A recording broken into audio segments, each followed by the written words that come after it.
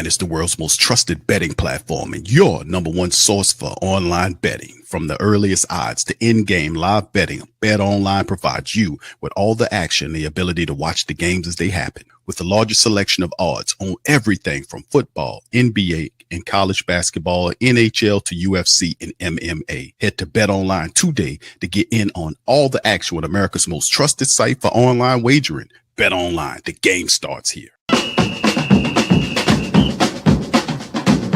Who that say they gonna beat them Saints? Who that? Who that? Who that say they gonna beat them Saints? Who that? Who that? Who that say they gonna beat them Saints? Who that?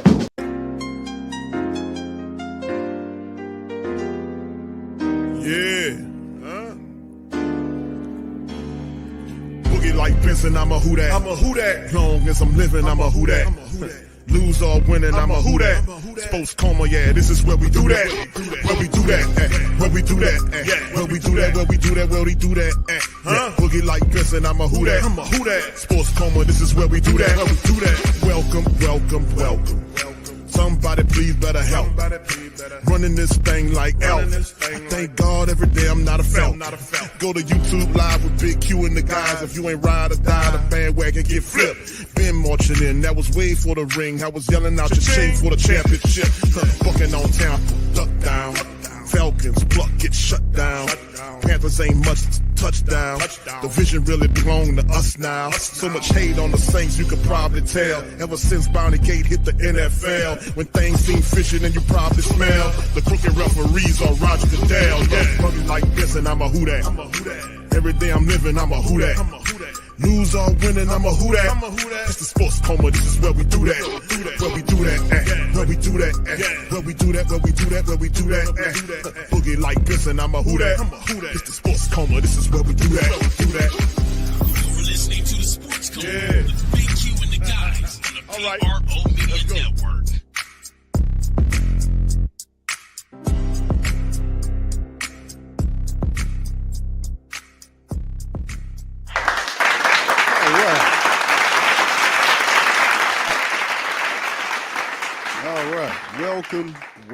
Welcome. You're now rocking with the Sports Coma with Big Q and the guys, where we have intense, entertaining, educating, and enlightening sport talk from your favorite sports fam. What's popping, man? Appreciate y'all being in a Thursday episode of The Coma. Much love to the fam. Appreciate y'all, man. Hope y'all having a fantastic Thursday, man. It's in the midst of holiday season with a day off from the weekend, and we know what goes on next weekend, right? Got to spend some money. You got to spend some money, especially if you're an adult, man. That's why I say I like Thanksgiving, man. It seems like that's more of the adult-friendly holiday. But this time around, this holiday season right here, you got to spend some damn money. You hear what I'm saying? You got to spend some cake.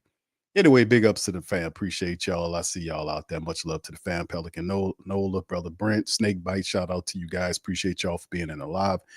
Let me go over some news and notes, fam. I'm not going to keep y'all too long, as we know the New Orleans Pelicans, for my Pelican people out there right now, losing 23-10 to the Houston Rockets, man. So right now, well, they just scored the bucket. So I'm kind of double dipping, you dig?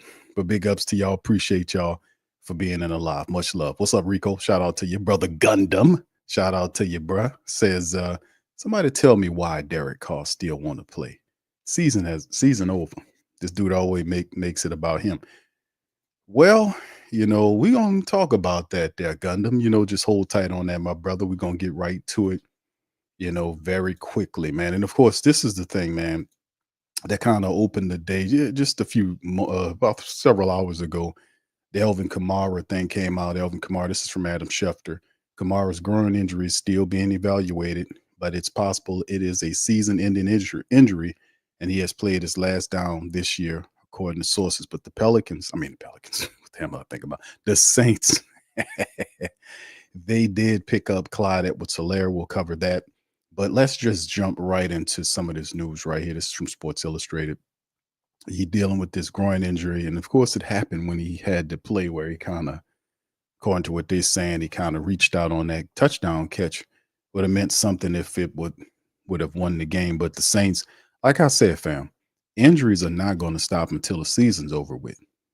Even when the season is off, we still have injuries. Remember, Tanu Passanio got hurt in the off season. It happens, So as a proactive behavior, you just got to be on staff and keep making moves. Now, I did like some of the moves the Saints made in during this time frame. A couple of moves, getting MBS, getting Clyde Edwards-Helaire. I like that move a lot. We're going to touch on that, but that's what kind of stuff you have to be doing. You have to be proactive and constantly moving to bring talent in to the team so that you can still be able to run your offense or defense or special teams, to the best of your ability and try to collect the win any way you can. That's what it's about. And the really good teams do that. The bad ones, the mediocres, don't, Anyway, Alvin Kamara injury status is rough news for the Saints. Not really, man. We've been dealing with this stuff for so long, right? Running back is currently dealing with a groin injury. I feel bad for Alvin Kamara because he was 50 yards shy of getting 1,000 yards on the season, and he worked so hard this year to stay in there. Remember, he was dealing with broken ribs. He got the broken ribs issue that they don't even report on anymore, like it mysteriously healed. He's still dealing with that, but the groin issue, man, is so rough on him. I hope it's not what they're saying it is, man. They're saying potentially it could be season ending. Hopefully it's not. 50 yards from 1,000 in the season, man, his rushing totals. If he's healthy enough, we'll see how it goes with 3 games left. But really rough news here. Bad news for the Saints and injured running back Alvin Kamara. Kamara is currently dealing with groin injury and was revealed Thursday that the problem is, quote, more significant than originally believed. According to Coach Rizzi, who says the running back is unlikely to play Monday versus Green Bay. Of course, Nick Underhill, shout out to Nick, said it is a week-to-week as right now. With just 3 games left in the regular season and the Saints playoff hopes dash is possible, Kamara does not play again this year. 29-year-old suffered the injury against the Commanders in week 15. On Wednesday, the Saints waived Kansas City running back Clyde Edwards-Helaire to the practice squad, possibly in connection to Kamara's absence.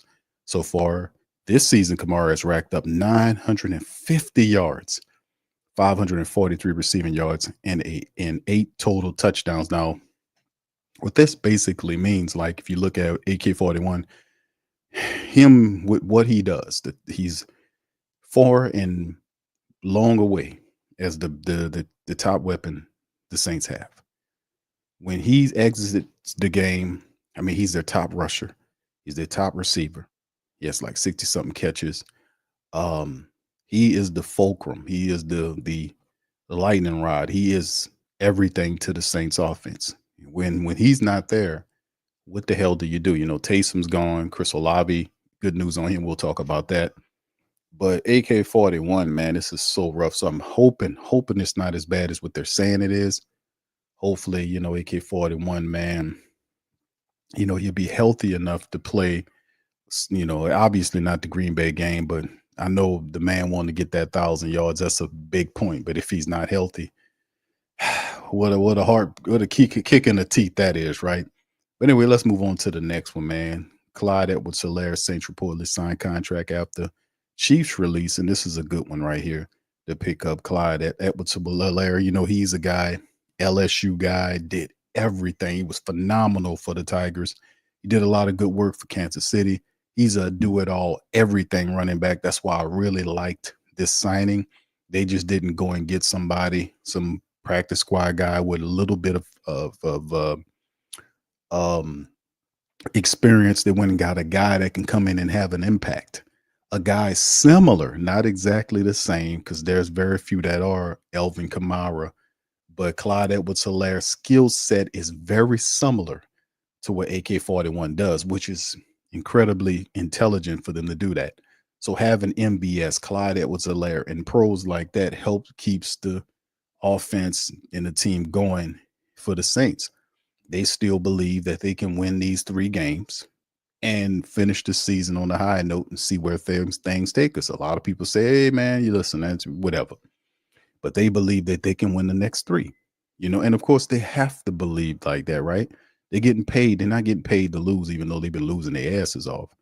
But still in all, as a winning organization, or one pretending to be, you still have to be able to be about the business of winning.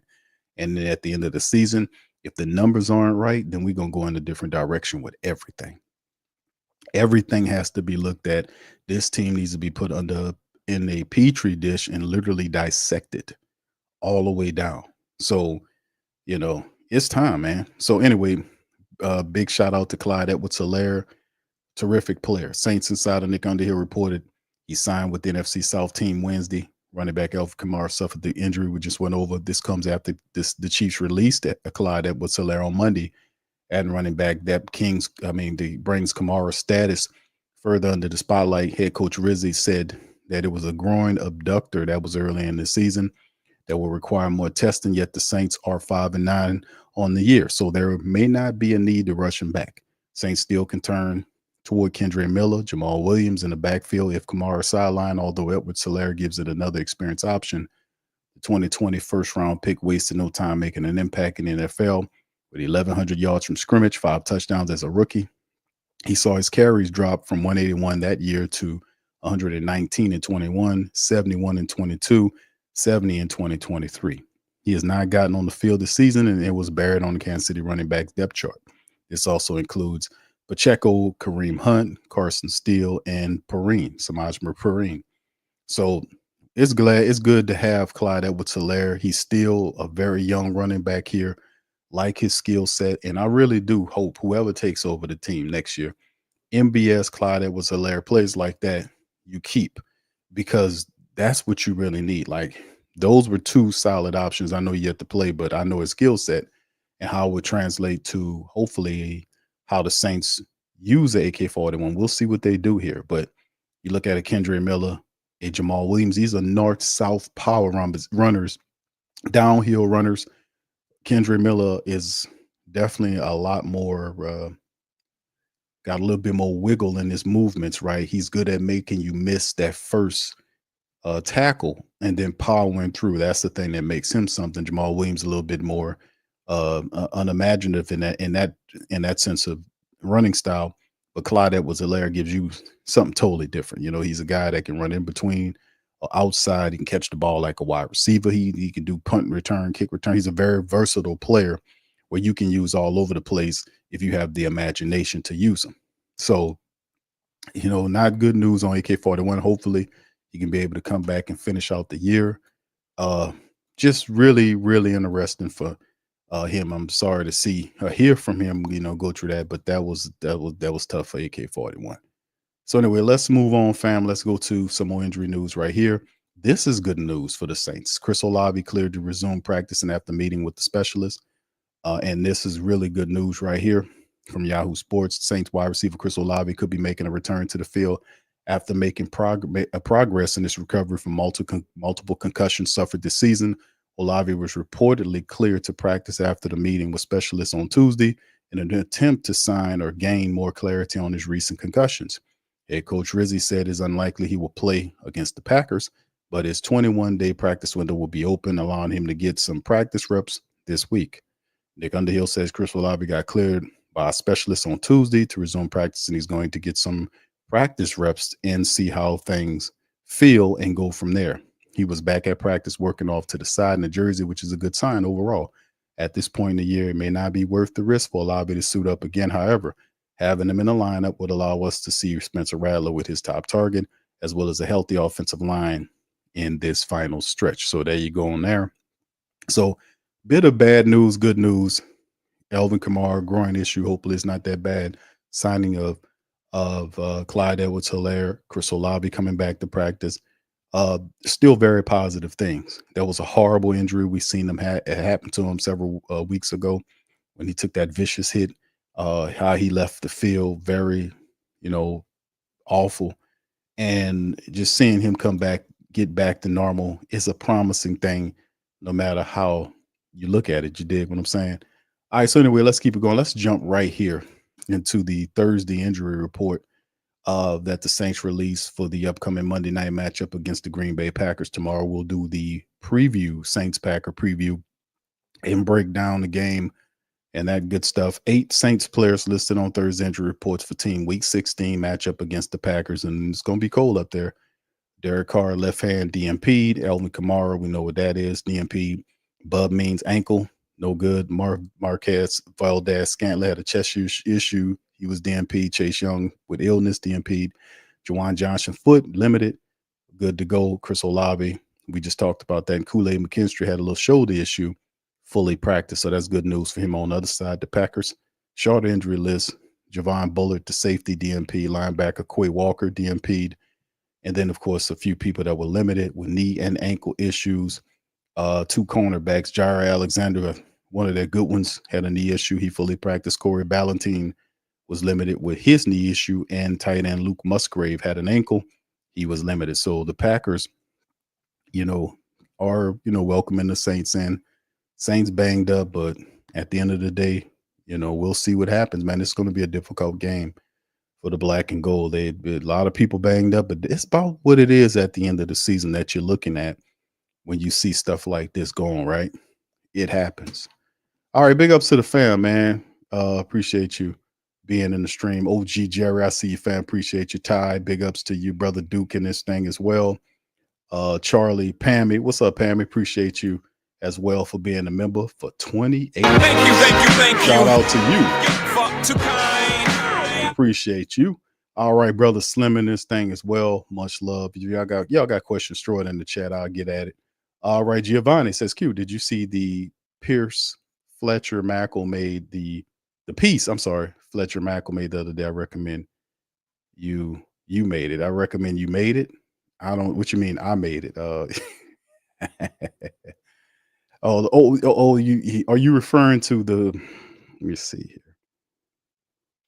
I think somebody sent me that, man. There was one where he was talking about, he was saying change and stuff like that, but he didn't, he was talking about at a head coach level. He was saying all the right stuff, man. He really was.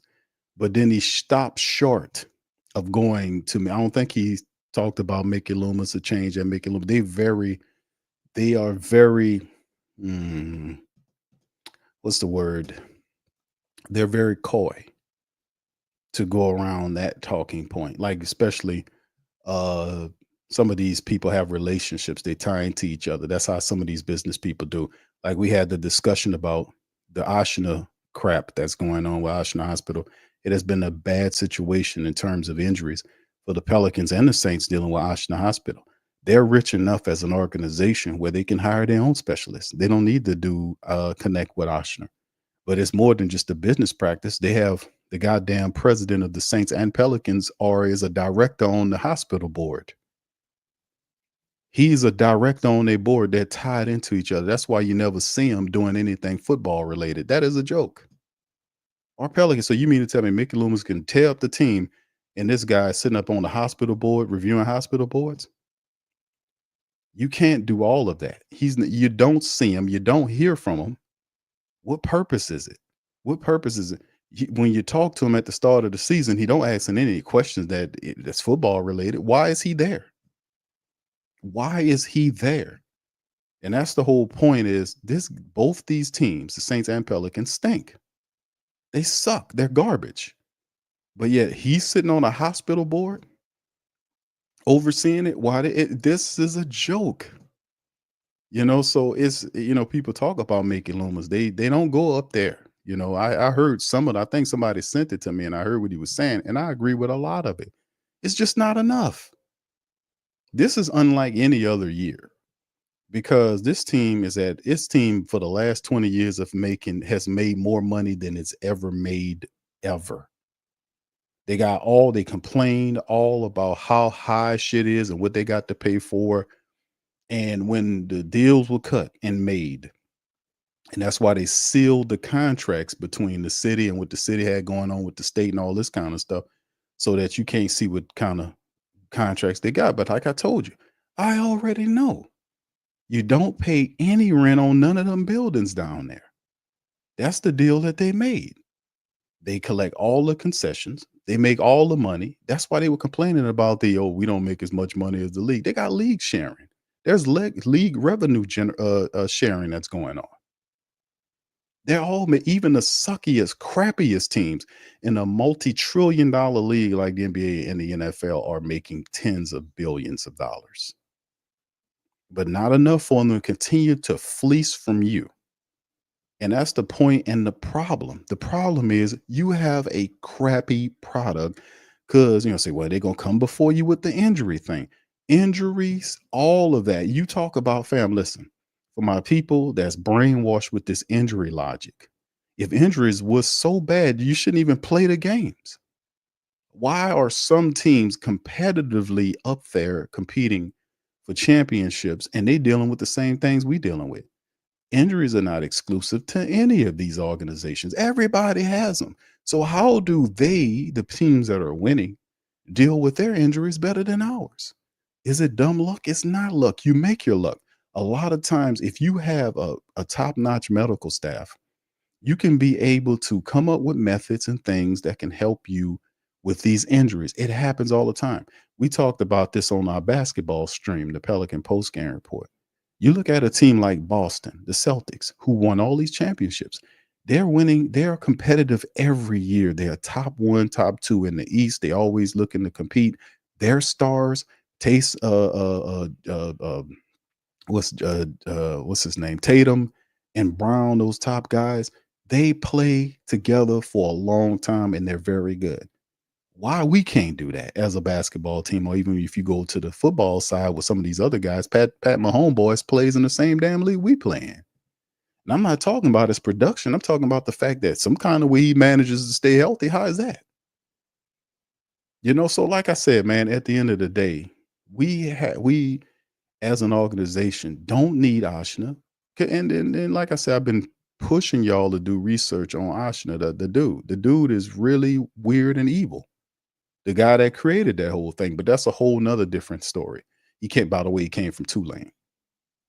And they're not any better. So as an organization with tens of billions of dollars, you need to invest in your own people. In order to do that, you got to be able to look at other teams who are running this, because it's templated. You don't have to create nothing out of the blue. You can look at other teams, how their organizations, their hierarchies are put together. No, but a lot of teams don't run their businesses like this. You got this old fool up here, been up here for 20 something odd years. He refused to fire a guy that was losing 7 straight games and complained about him getting fired. Are we kidding? And a president that's never present. That's a joke right there. I got to hit the button on that one. I got to hit the damn button on that one. We got a president who's never present. I mean, you can't make it up. You can't. This guy's never around, but nobody but me seems to be the only one calling it out there. You got a president of football operations, and he don't know nothing about football on the field. Now, how ironic and stupid is that? And he puts all his trust into Mickey Loomis, who's a stubborn, old, thin-skinned dude who doesn't want to live. He tore up the team's cap situation. He don't know what he's doing, and he's living off the rep of what Sean Payton gave him. All he was a gopher. He did whatever Payton said to do. Go give me this, go give me that, go give me this, go give me that. And that's what he did. But when Payton left, all of them were exposed as bums and side chicks. That's pretty much what it is. I got to hit the button on that one. Got a bunch of side chicks running the show. Got to hit the button on that. But I mean, this is real spill. But yeah, I understand the tiptoe nature of some of these people like Fletcher Mackle and stuff like that. They approach it as a political thing because, they can, they got people that would, get mad at them for saying for speaking the truth. And let's just keep it real, man. A lot of these people read off of teleprompters, not all the time, but a great majority of the time, you got to be trained to read off the screen. And a lot of times they're not reading what they're writing. Sometimes if you read news, man, listen, man, that's why I don't fall for all the stuff that I hear, because the people telling you is reading it to you. And they got to be the best actor or actress that they can be. And they got to show concern, and they got to look at you and say, welcome tonight on tonight's news. And tonight's news, and then they read it to you like they really care. And they make a connection. And then at the end of the news program, there's a advertisement that says your trusted news source. You could trust us with the news, and these people reading off the screen from somebody else. Bro, it's propaganda. It's all foolishness, man. So that's why I said I understand it's a delicate nature as far as they're concerned, because that's what the world, they live in a toilet paper world. They can't move too hard or they might test something. But listen, fam. I'm from the mighty Who Dat Nation. I've been representing the Who Dat Nation and the Great Saint Think Tank for years. I don't waver on my words. I speak the truth and I keep it real. That's always been my message to the world since day one. Before I got in front of a mic, my thing was to keep it real and tell the truth, because I got tired of hearing the stuff that wasn't going. You had these people making excuses for why the team was losing, and I got sick of hearing that. So when we start calling these people out, that rhetoric downshifted. You don't hear it as much. Because before they were allowed to do it because you didn't have a platform to do it. But now that you are the platform, then it's different. Everything's different. But this whole situation with the Saints is ridiculous. They listen to the show, by the way. All of them guys know who the Sports Coma with Big Q is. They know who the Great Saint Think Tank is. The players know. They know. A lot of times a lot of these people under contract, they can't say too much. That's why I always bigged up Marshawn Lattimore.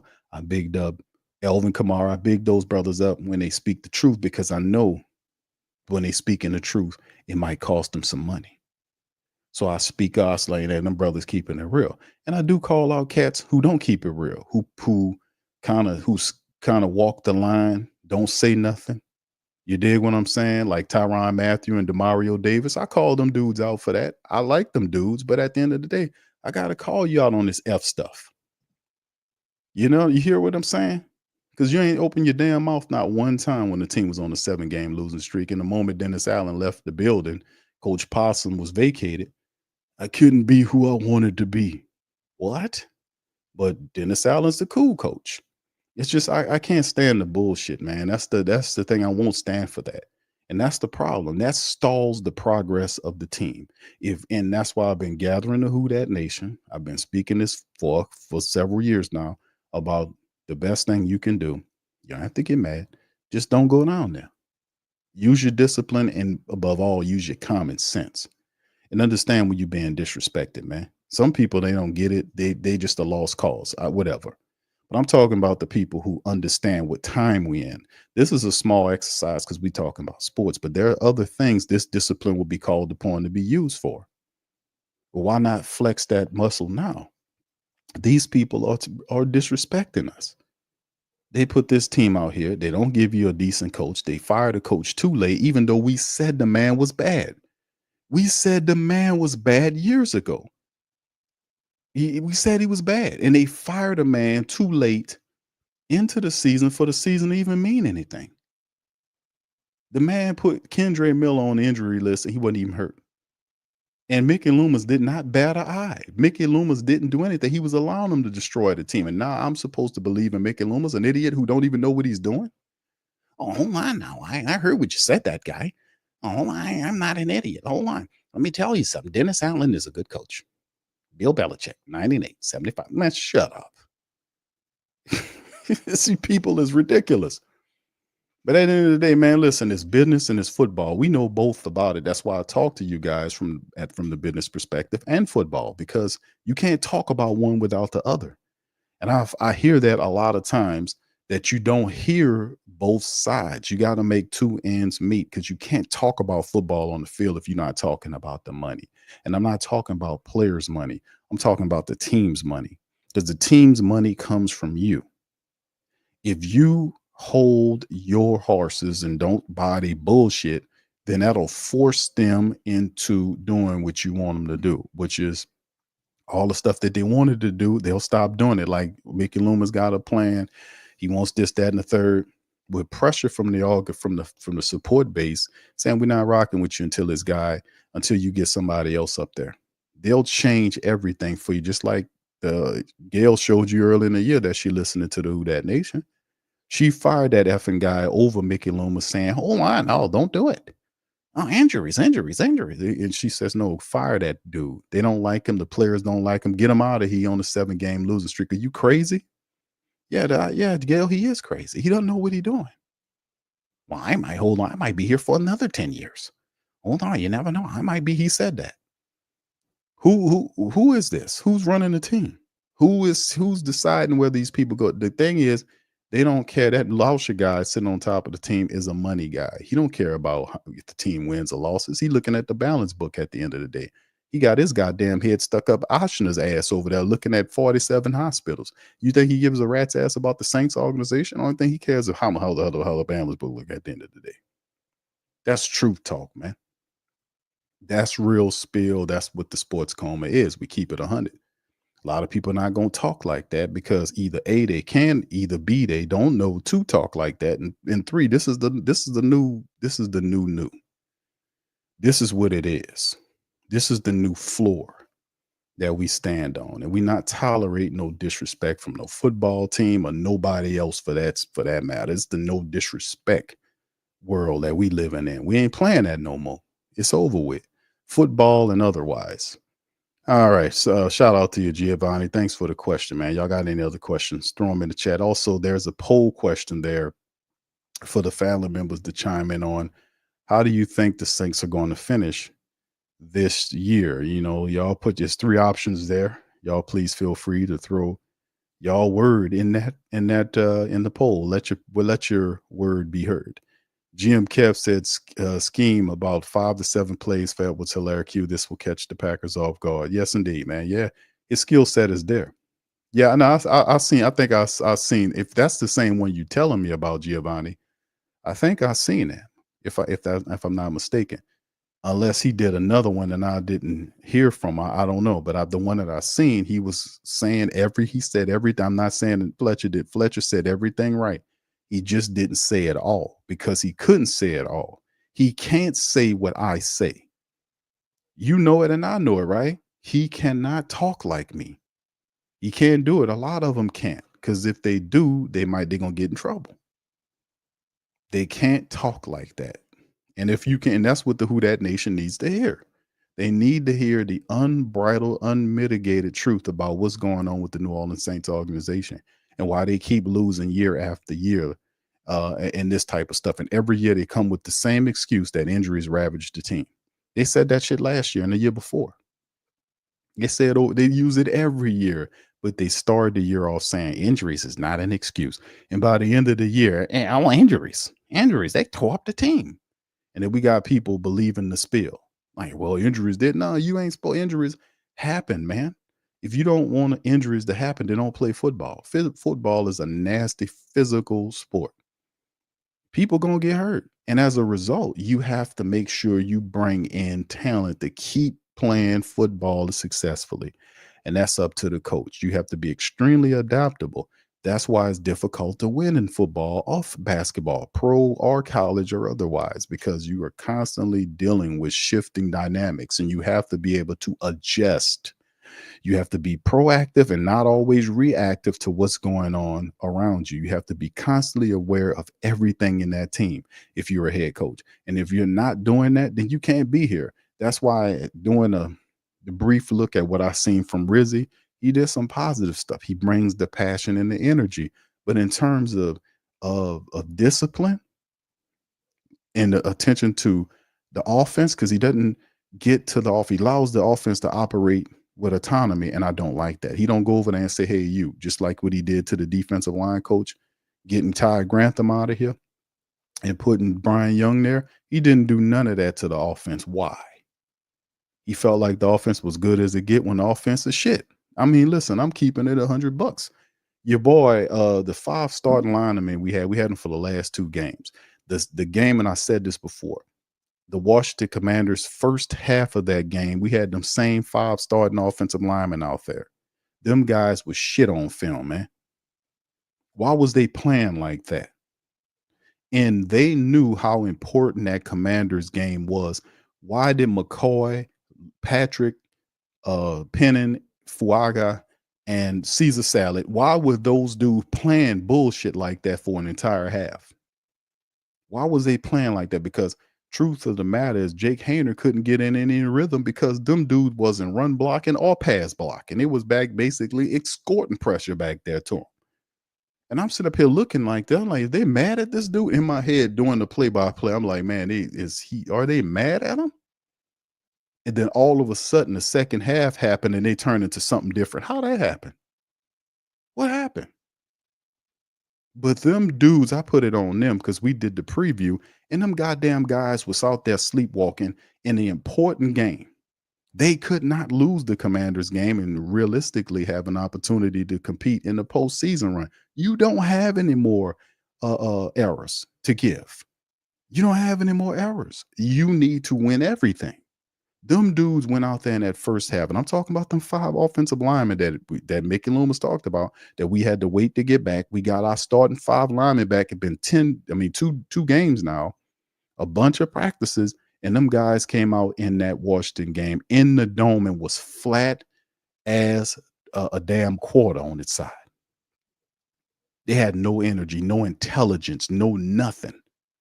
And then all of a sudden it changed. I'm like, whoa. How did that happen? Well, see, Spencer Rattler, I'm like, nah, bro. You supposed to play like that, period. Them guys supposed to be the best 5 we got, and all of them was shit out there in that game. And I'm just saying the intensity of what the game represented. You can't afford to lose any games if you serious about a postseason run.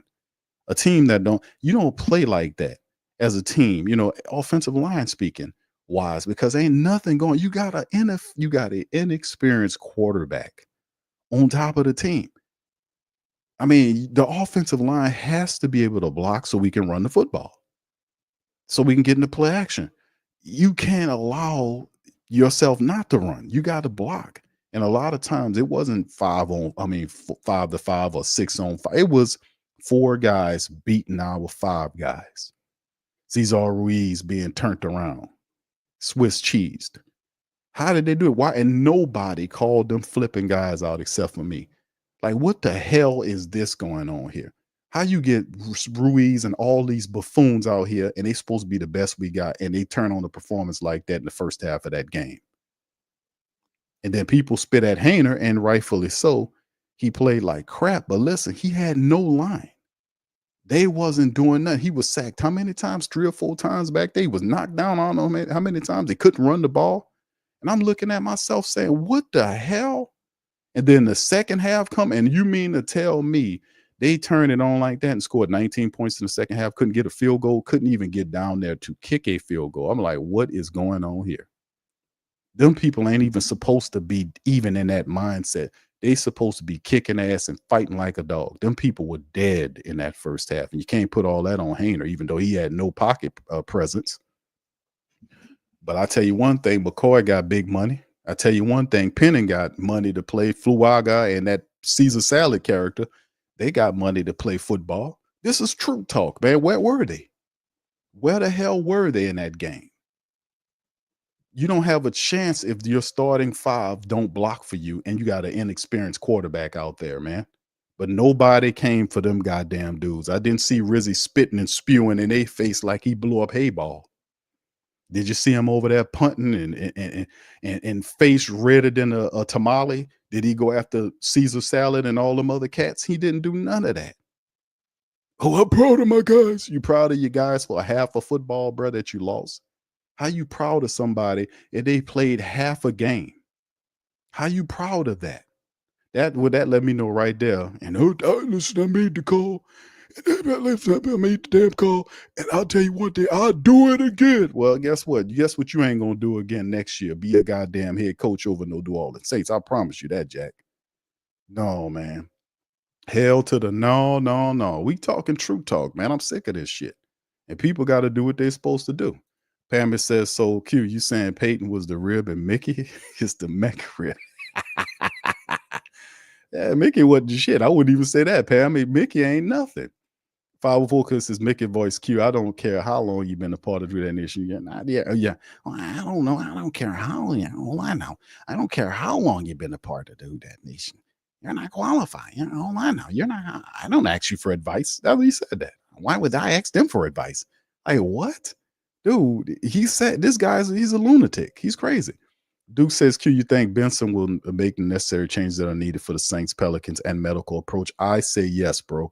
Maybe there'll be some changes. I ain't looking at a full blown thing, but there is definitely going to be some changes because you can't rightfully look at Mickey Loomis. You have to be able to evaluate these people and see was the decision making that he did during the season earn him the ability to keep the general manager position going into the future. And think about it. The money situation with the Saints is tore up because of bad decision making by Mickey Loomis. The team can't be competitive from a money standpoint. People talking about burn it down and rebuild. If you burn the house down, where the money gonna come from for you to build it back up? Even if you don't burn the thing down, you want to renovate the house. It takes money to do that. You're 60-something million dollars in the red right now.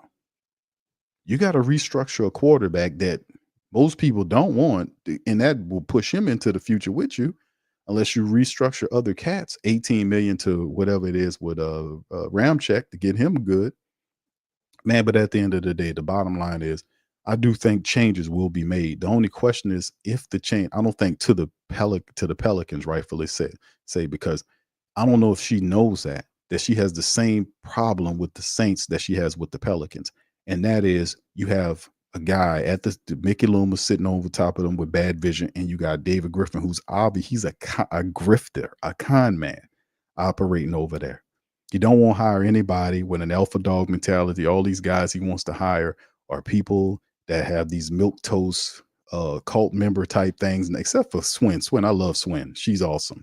Me personally, I think Swin, because she's a fighter and a dog, I think Swin would be a better executive than this guy who supposed to have a title that LeBron James helped get him.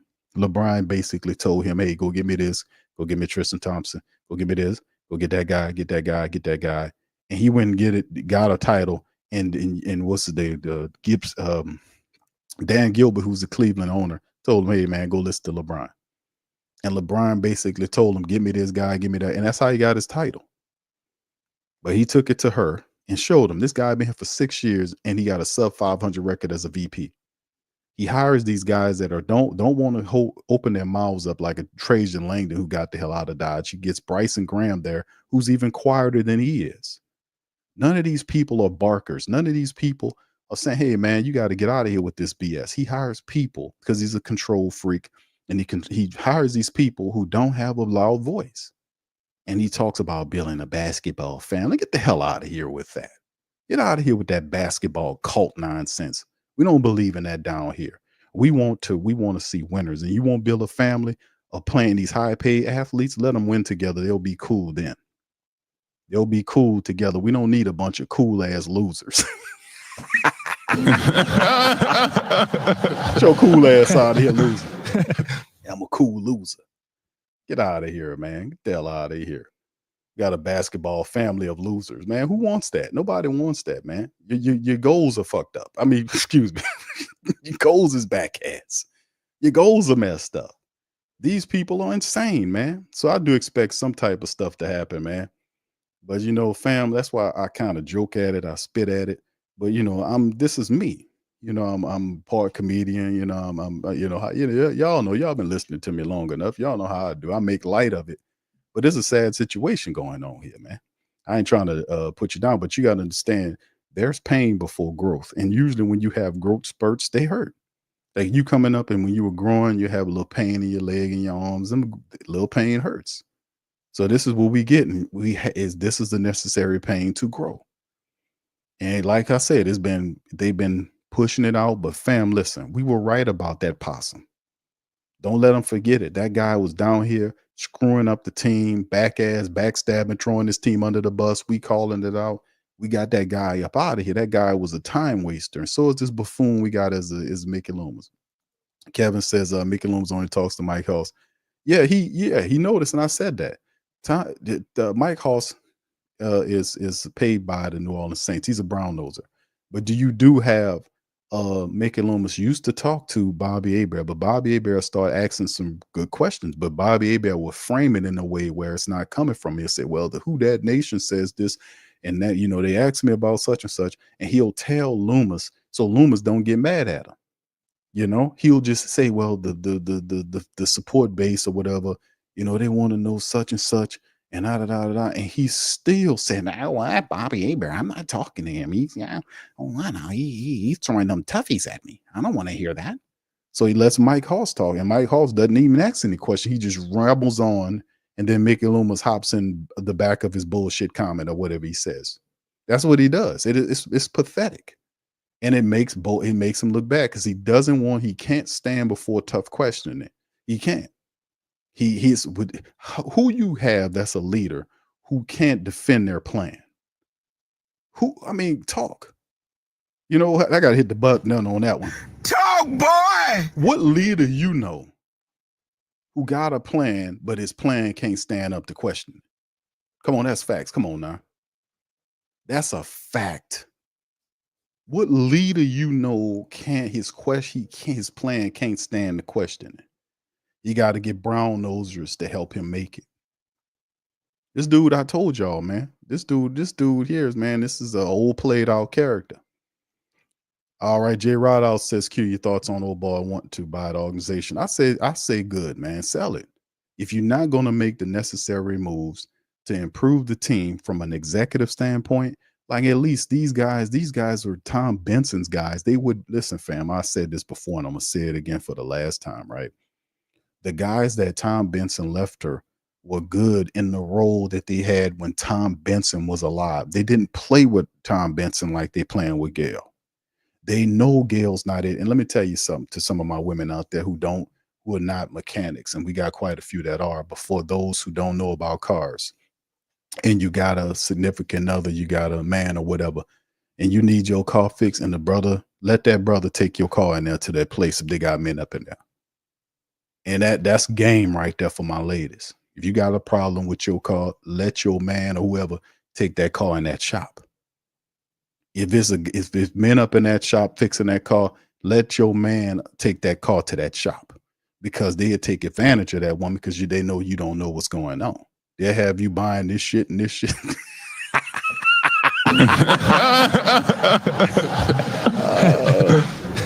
Have you buying mufflers and shit, and all you needed was a tune-up.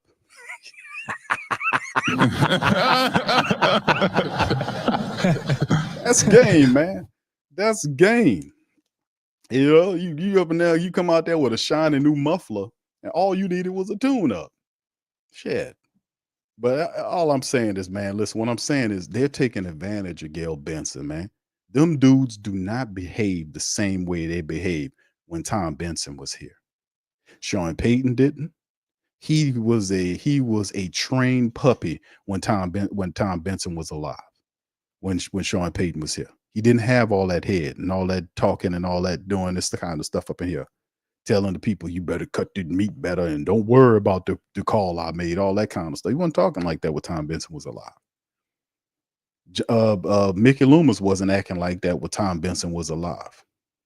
He was a trained puppy with that trained seal that would go, oh. If Tom Benson would raise his hand with a big red ball, you'll see Mickey Loomis,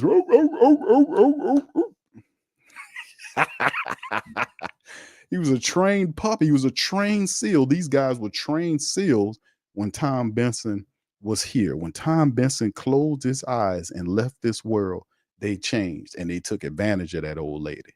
And they taking advantage of her right now. They know that she don't know the game like that. This Lauscher dude running around here being the board of director for the hospitals and the team stinking, where he at?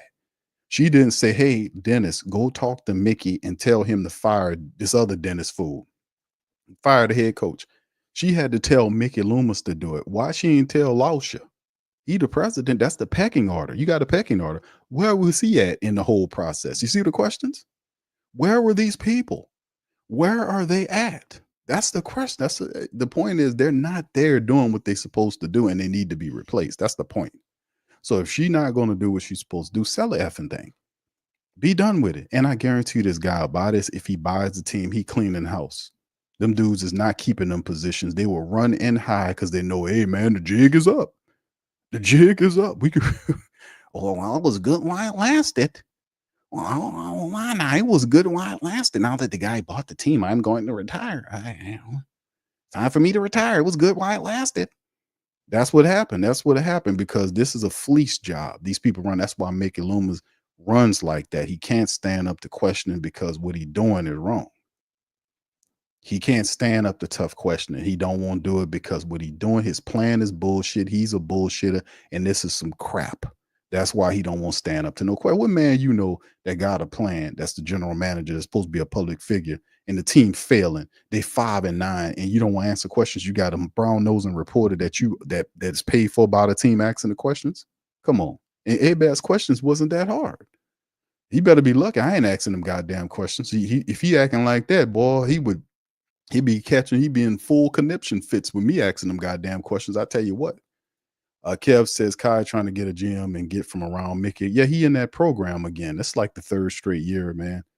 It says the dude is stopping people from advancing an organization. He damming it up for him to sit there with 2 jobs, and he failing at both of them. I just don't understand. It's no oversight. That's the problem. That's just like with anything in government. Corruption is going to fester when there's no oversight. You can't give people an unlimited budget and say, well, we trust you to protect the nation. The people going to be doing every goddamn thing. And they are. I'm a history man, and I'm telling you they doing everything if you don't watch them and punish them for what they do wrong. They doing everything that's unimaginable right now. You have no idea. Just read the history. Whatever they were doing then, they doing it 3 times over with no oversight and no punishment. That's no accountability. You're going to have a banana republic on your hands. That's what's going on here. This is some bullshit. Anyway, let me keep it going, man. Shout out to y'all, man. We up in this thing, man. Dark Side. What's happening, Dark Side? Good to see you, brother. He said, I remember last year the fight between McCoy and Carr against the Panthers was because of Caesar missing his block assignment, even though Carr pointed out the Mike pre-snap LOL. Yes, indeed. I remember that scenario, bro. All right, Rose says Q and Fana, what's up, bro? Appreciate you. Dana, what's up, Dana? Shout out to Dana, man. Brother Greg, Molly Mall. Shout out to y'all. Yeah, man. Listen, man, no disrespect to side chicks out there, but y'all know what I mean by y'all know what I mean by this shit. All right, anyway, man, let's buck on and move on, man. I got about 10 more minutes that I got to get on now. Spencer Rattler will start for the Saints if Derek Carr can't play. Seriously. Starting quarterback Derek Carr did not practice again Thursday as he works his way back. He won't play, Charlene. It's over with. It seems like he'll miss the second consecutive game with his injury, but the Saints have not ruled him out this week. Interim coach Dan Rizzi said Thursday that Spencer will start. If Carr can't play, man, cut it out. Cut the cap. Cut the cap. Cut the cap. All right, he says Rattler started 3 games for Carr, missed early in the season when he started. He started 3 games for Carr, missed earlier in the season when he had the oblique issue. Jake Haener got to start Sunday, which this is another question that you have to also pin on the calling. Who made the decision to put Jake Haener in there? Who made the decision to call? Because that cost you the game. Not only did they put Haener in there, and the whole season long we've been saying they've been having this narrative, and Rizzi didn't do nothing but kept it going. He didn't touch nothing with the offense. He left it the same way. That was the problem. He's scared of offense, don't want to go over there and make moves like he did on defense and special teams. And I can't have that. I can't have you treating the offense like Dennis Allen treated the offense. They're not responsible enough, and they don't deserve. They being the decision makers that run the offense do not deserve to have the autonomy that you're giving them. They don't deserve that. They're a 5-9 team. Everybody gets to work. Everybody got to get it. Everybody gets the heat for a 5-9 team. I'm not proud of nobody because you played a half a game. Let's be real. Even Cam said he got 2 sacks in the game. That don't mean nothing unless it comes with the win. Cam said that. And Cam ain't had 2 sacks in the game, and I don't know how long. It's been a couple of years. But he had 2 sacks in the game, and he was like, man, it don't mean nothing unless it comes with a win. And he's right. I can't be proud of no goddamn body, and they played half a game. What message am I sending out there? That's an interim coach pretending to be a head coach. Dude, you're not there. That call to bring Haener in over Rattler, even though we knew Rattler was the guy, And then at the end of the game, he makes the weird comparison about Spencer Rattler and Hayner looking the same. What? Nah, bro. We good on you, bro. We good on you. When the next coach we get, we'll kind of throw you in the loop for a possible special teams position. We got that. All right. Rattler started the 3. That was a terrible decision. It cost us the game. And then even worse than that is that he didn't pull them fast enough. He watched them suffer watched the Saints stinking ass offense for 2 full quarters before making the decision at halftime. Based on what was important about the game, you will want that call to be made somewhere in the middle of that second half, or if not sooner. The guy didn't have it, and it was very clear that the offensive line wasn't playing. It wasn't doing shit, and something needed to, either you start bitching and complaining at him or doing something. He should have went out there and lit him up the way that offensive line was playing, man. You mean they got messed over by the giant, manhandled by the Giants backup defensive line. They go against the Commanders. The Commanders got a few people there, but a lot of pressure was coming just with 4 fronts. They were missing blocks. Like Ruiz just literally got turned into one of them expensive hotel doors that spin around. It just was crazy. I clowned y'all about Penning. Penning was laying next to Jake Hayner.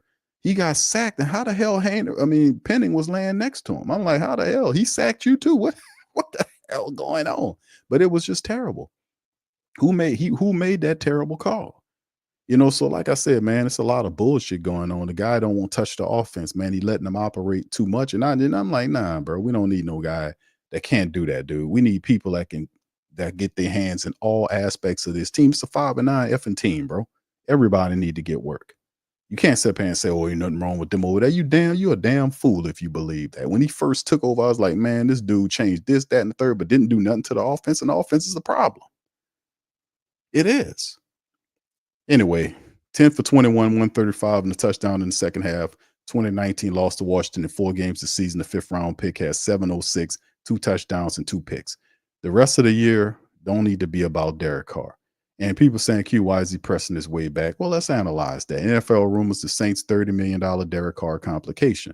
Did all the Saints find themselves at pivotal crossroads regarding quarterback Derek Carr, with Carr sidelined due to a concussion and a broken left hand? His contract situation has grown increasingly complicated as the offseason looms. Carr's deal includes $40 million in guaranteed money for the 2025 season, structured as $10 million in fully guaranteed roster bonuses and $30 million in guarantees contingent upon ability to pass a physical.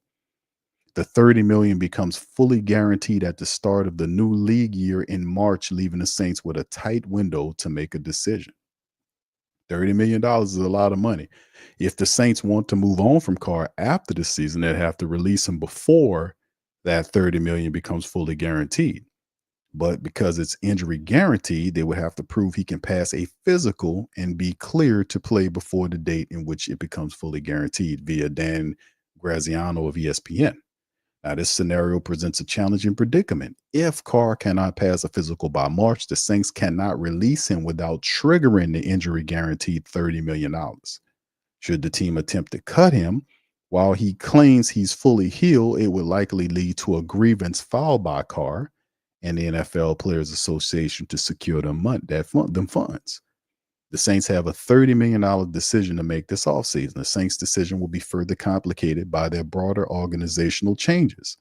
Following a lackluster 2024 season, a new coaching staff is expected to take over, and any incoming regime may prefer a fresh start at quarterback. Despite Carr's reputation as a steady veteran presence, the Saints haven't found much success with him under center, fueling speculation that they might consider moving on.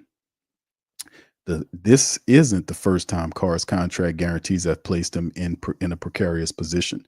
2 years ago, the Raiders benched Carr late in the season to avoid triggering a similar injury-related guarantee.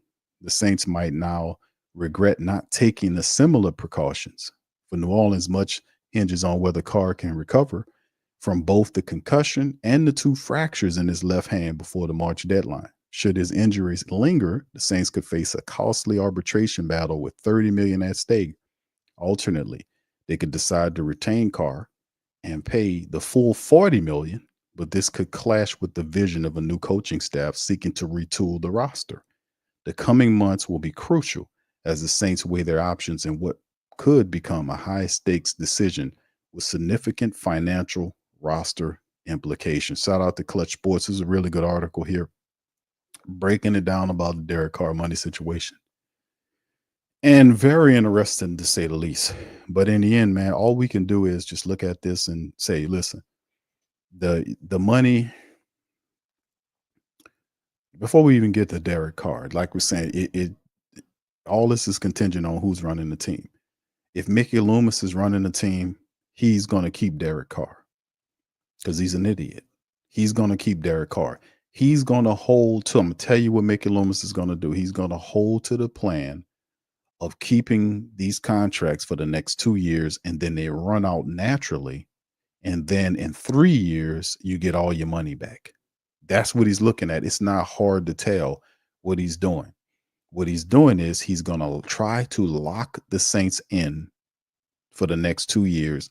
And then in the third year, your money goes up to over $200 million because all of the significant contracts that he kicked down the road and the older players that are on the Saints team will be off the team contractually speaking.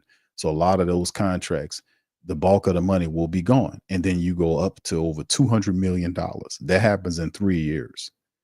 And this year coming, you'll be 60 something odd million, depending on where the cap will rise for the NFL, which will probably drop you around 40 something. We'll see where it goes, man. But the bigger question is who's making the decisions.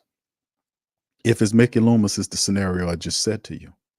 If it's somebody else, it might be in reverse. This is the interesting part about it. He's trapped you in a tunnel. I mean, literally, he's the crazy bastard running a starship, and y'all go into a wormhole, right? For my sci-fi people, let's say you watch Star Trek or whatever you watch or whatever, or Star Wars, and you've seen when they jump into hyperspace. I think Star Trek call it I think they call it hyperspace, or wormhole, whatever the hell it is. Y'all know what I'm talking about. When they jump into a tunnel, an energy tunnel where they get from one end of the universe to the other one very fast, right? They jump into that. That's Mickey Loomis. He's the crazy commander that's went crazy in the ship that you in. And basically what he does is he breaks the controls that locks you into the wormhole where you can't get out until it gets all the way to the end. And he's like, listen, it's going to work. You guys think I'm crazy. It's going to work. We're going to do it. He breaks the controls and locks you in so you can't get out until the time frame is up. That's what he wants to do. I'm telling you what he wants to do. Now, the issue is when you're looking for a coach, it complicates things because whoever the coach is, he'll have to agree to this. He'll have to agree to Derek Carr. He'll have to agree to the restrictions that the team are currently under from a monetary standpoint. And he will have to adopt what Mickey Loomis's vision for the Saints team. If there's a guy with a different vision, he ain't going to hire him. So once again, who's the decision maker here? Because all he's going to do is try to find somebody to keep his vision alive. That's why I don't want him here. That's why I don't want him over the general manager position. Because like I told you before, even though we got Dennis Allen going, Dennis Allen is not the problem. It's Mickey Loomis. Mickey Loomis hired Dennis Allen. He's the problem. And I told y'all that. What's to stop this asshole from hiring another Dennis Allen? What's for stopping him? He's going to look for somebody that's going to try to keep his timeline in there. The only thing is, the only thing stops this is Gale makes some decisions at the top, which relieve him of his power. And then the vision has to be reshaped, and we have to find a way to move assets or do whatever we got to do to become competitive. Well, we'll see how it works, because in the end, the Saints don't have any problem paying Derek Carr that money. They really don't. They see Derek Carr as a success, which anybody with common sense could look at there. And that's no disrespect to Derek Carr, but the reality is the Derek Carr experiment over the last 2 years has been a miserable failure. We got to admit that the Derek Carr experiment has been a miserable failure. Y'all know that just like I know that. It's been a miserable failure, man. Miserable. Horrible failure. A horrible, miserable failure. And now the team sitting up here at 5-9. What's up, Chantel? Much love to you, babe. Appreciate you. All right. What's up, brother Derek? How you doing, sir?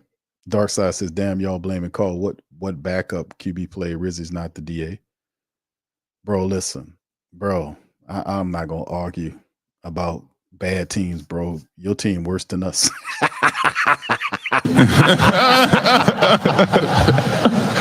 Hell, I can't laugh at too many people, Dark Side, but I can laugh at y'all ass, man. I ain't going to lie to you, man. I'm not going to, bro, I ain't going to argue. Man, you think y'all doing bad? Take a look at us. Do I have to? Hell, I ain't got that type of time, man. I know what I'm looking at, brother. Shit. If anybody we can kind of point at and laugh at is Brother Darkside. Brother Darkside is literally in the dark side right now. He is 2-win team right now. Shit. And then in a couple of weeks, when y'all see y'all dark side, that's gonna be another L, brother. But y'all heading for Shador Sanders. So shout out to you, man. I ain't gonna argue with you, brother, on that.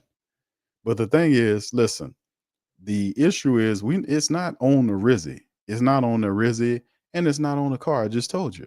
This is a Mickey Loomis issue. None of these things happen without the okay of the general manager, brother. So no. You got to follow what I'm saying. You got to listen to what I'm saying, my brother.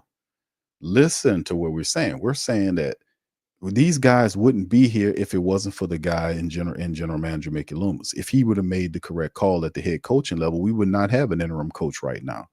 Usually when you get into an interim coach and you fire your coach, a lot of times you won't make the playoffs. It depends on where it is. And they took really too long to do it. Right. And then if you do fire your coach, which means your team has problems that the coach couldn't get them to win, then you have to make a bunch of changes to your team to make them be competitive, meaning guys who were starting don't start anymore.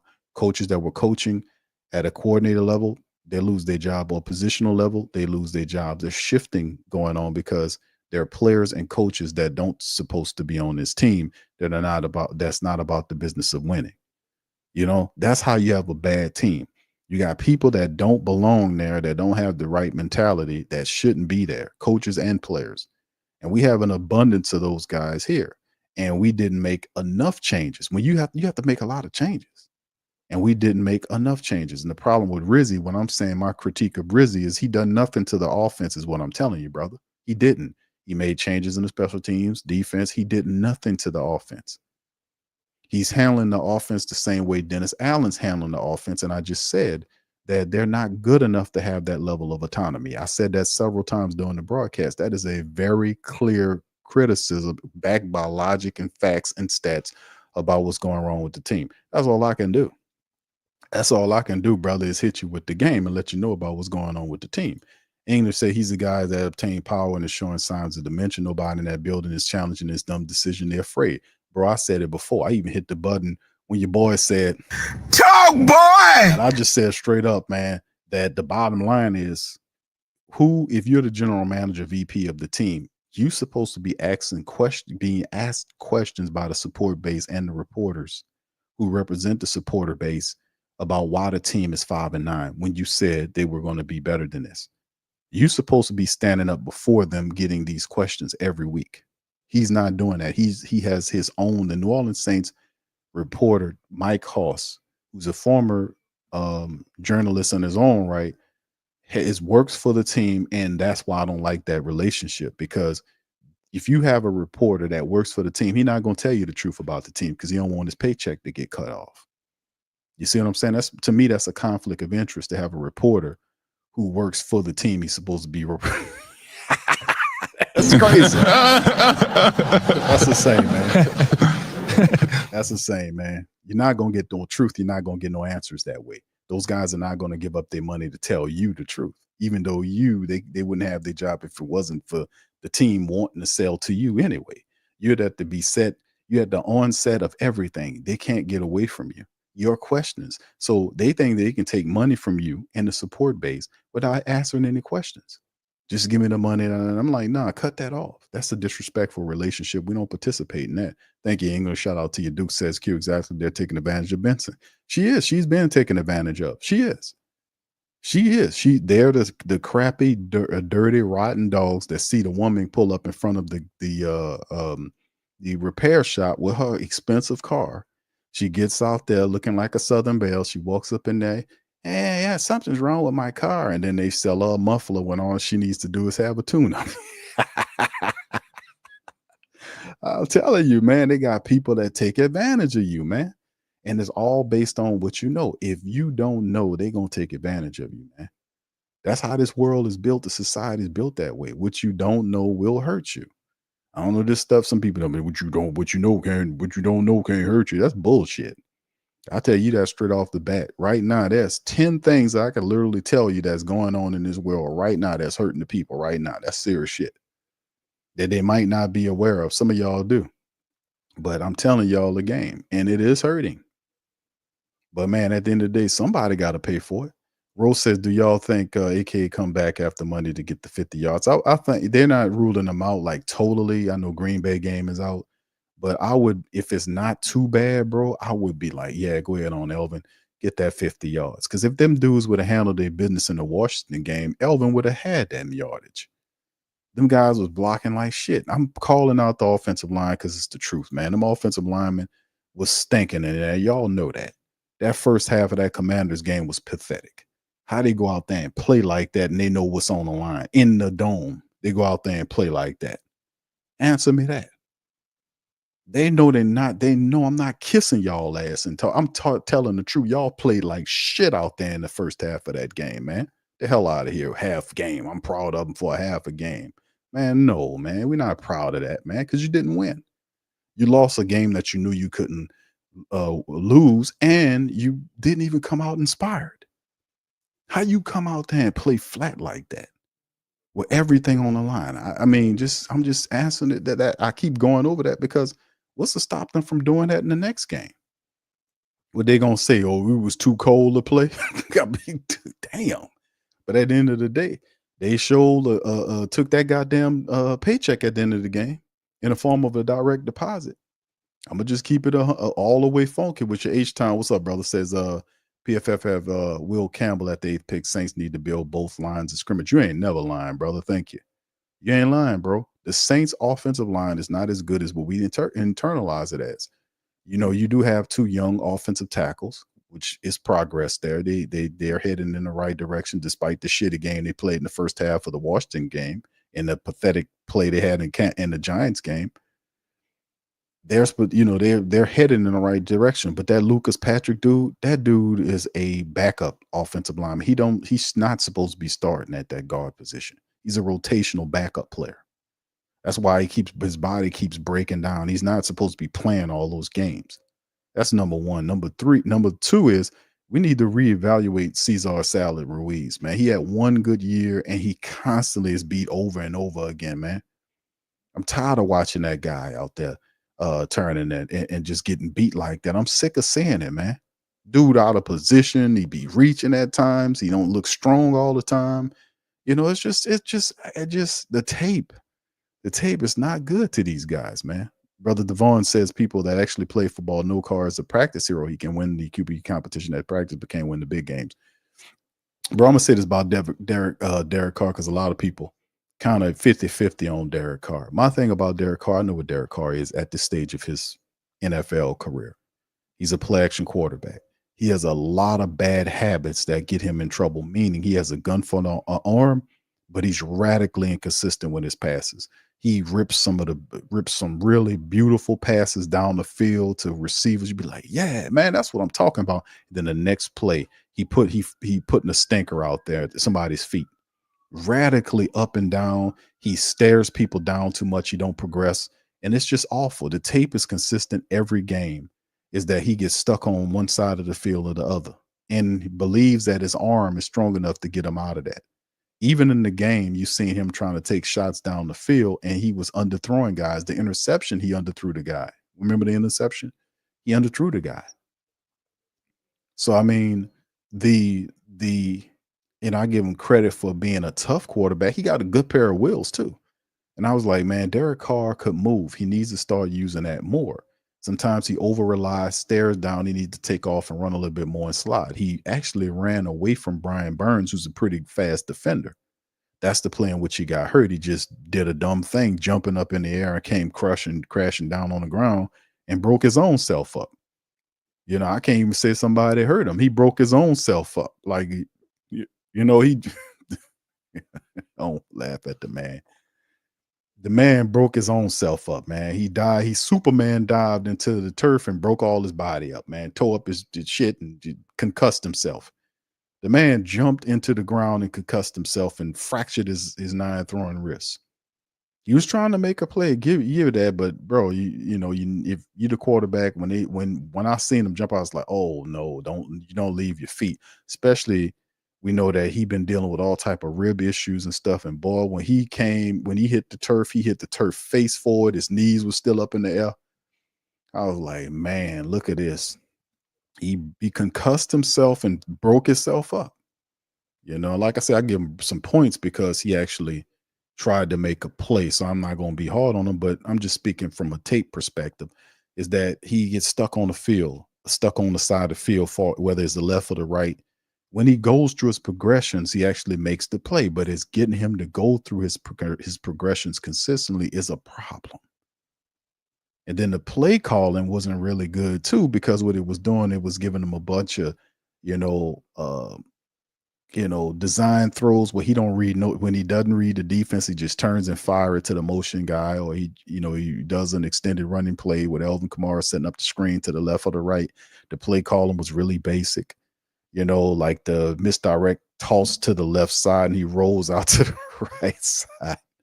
It was real basic play calling that really didn't help him develop in the way it was supposed to, as it was said that Clint Kubiak would do.